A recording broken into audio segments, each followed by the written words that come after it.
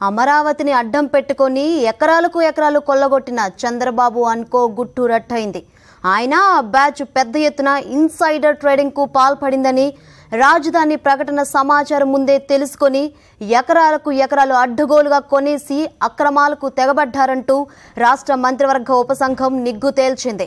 TDP నేతలు మొత్తం 4069.94 ఎకరాల భూమిని కాజేశారని జూన్ 1, 2014 డిసెంబర్ 31, 2014 మధ్య కాలంలో బినామీల పేరిట ఆ భూములను దోచేశారని నివేదికలో స్పష్టం చేసింది.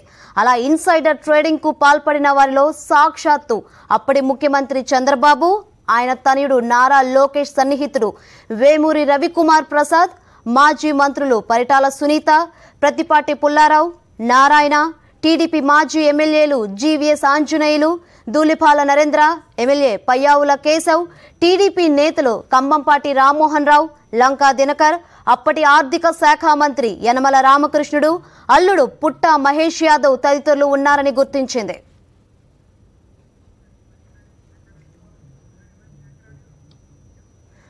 అధికారిక రహస్యాలు వెల్లడించనని చేసిన ఓత్ ఆఫ్ సీక్రసీని తొంగలో తొక్కి రాజధాని ఎక్కడ ఏర్పాటు చేస్తున్నారనే అంశంపై తన 100 మాగుదులకు లీకులిచ్చి అప్పటి సీఎం చంద్రబాబు ఇన్సైడర్ ట్రేడింగ్ కు తెరదీశారు. తన కోటరీ నేతలు బినామీలు తక్కువ ధరకు భూములు దోచేశాక రాజధానిపై అధికారిక ప్రకటన చేశారు.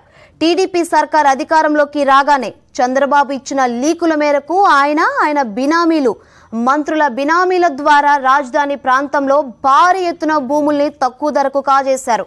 అసైన్డ్ లంక భూముల్లోనూ భారీగా అక్రమాలకు పాల్పడ్డారని, అస్మదీయుల కోసం రాజధాని సరిహద్దులను మార్చేసి లబ్ధి పొందారని ఉపసంఘం నిర్ధారించింది. ప్రైవేటు సంస్థలకు భూముల కేటాయింపులో కూడా అక్రమాలకు పాల్పడినట్లు నివేదికలో పొందుపరిచారు.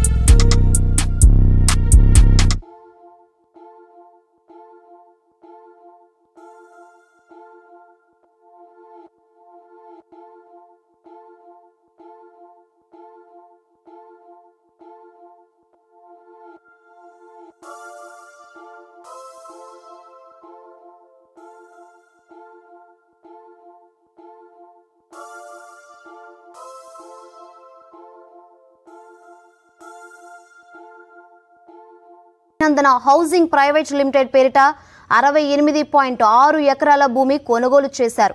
చంద్రబాబు తనయుడు నారా లోకేష్ కు సన్నిహితుడైన Vemuri Ravikumar Prasad future space India private limited, Goshpada green fields private limited, future trends constructions limited పేరిట 62.77 ఎకరాల భూమిని కొనుగోలు చేశారు.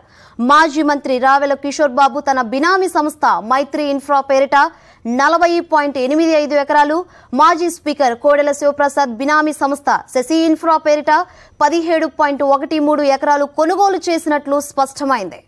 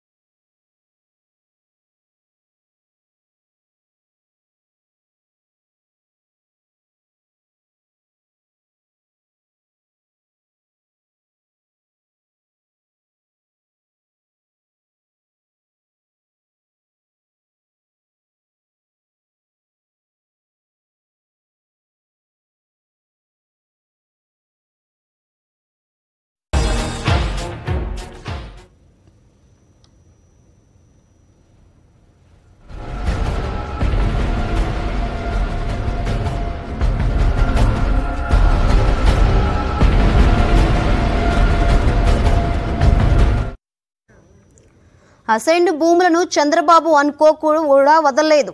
అమరావతి ప్రాంతంలో 2353.28 ఎకరాల అసైన్డ్ లంక భూములను మాజీ సైనికులు, రాజకీయ బాధితులు మొదలైన వారికి 1954 ముందు ఆ తర్వాత అసైన్డ్ చేశారు. అలాగే ఎస్సీ ఎస్టీలకు చెందిన అసైన్డ్ భూములు ఉన్నాయి. అసైన్డ్ భూముల మార్పిడి అక్రమం. అడ్డగోలుగా అసైన్డ్ లంక భూములు కొనుగోలు చేసిన చంద్రబాబు అనుకో ల్యాండ్ పూలింగ్ కింద వాటిని ఇచ్చినట్లు గుర్తించారు. నవులూరు, కురగల్లు గ్రామాల్లో అటవీ భూమిని డి రిజర్వ్గా వర్గీకరించారు. అటవీ భూమిని పోరంబోకు భూమిగా మార్చేసి వాటిని 1954 ముందు సిపాయిలు తదితరులకు అసైన్ చేసినట్లు చూపారు. నిజానికి ఈ భూములను నిషేధిత జాబితా సెక్షన్ 22(1) కింద చేర్చి రిజిస్ట్రేషన్లు నిషేధించారు. అయితే వాటిని ఆ జాబితా నుంచి తొలగించి దోచుకున్నారని మంత్రివర్గ ఉపసంఘం నిర్ధారించింది.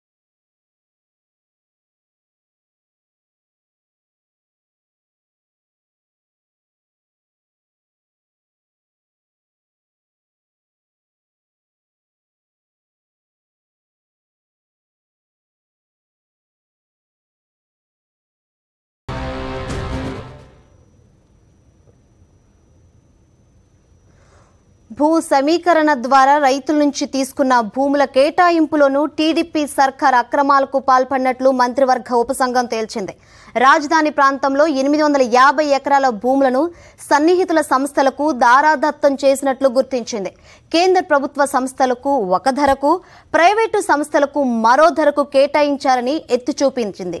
రాజధాని స్టార్టప్ ఏరియా ప్రాజెక్టు పేరుతో 1691 ఎకరాలను సింగపూర్ సంస్థలు అసెండాస్, సిన్బ్రిడ్జ్, సెంబ్ కార్పులకు కట్టబెట్టారని, ఈ సంస్థలతో కలిసి ఆంధ్రప్రదేశ్ సర్కార్ ఏర్పాటు చేసిన ఏడీపీలో 58% సింగపూర్ సంస్థలకైతే రాష్ట్ర ప్రభుత్వ వాటా 42%మేనని తేల్చింది. ఇన్నర్ రింగ్ రోడ్, ఇతర రహదారుల అలైన్మెంట్లు మార్చడం ద్వారా అస్మదీయులకు భారీగా చంద్రబాబు ప్రయోజనం చేకూర్చినట్లు మంత్రివర్గ ఉపసంఘం గుర్తించింది.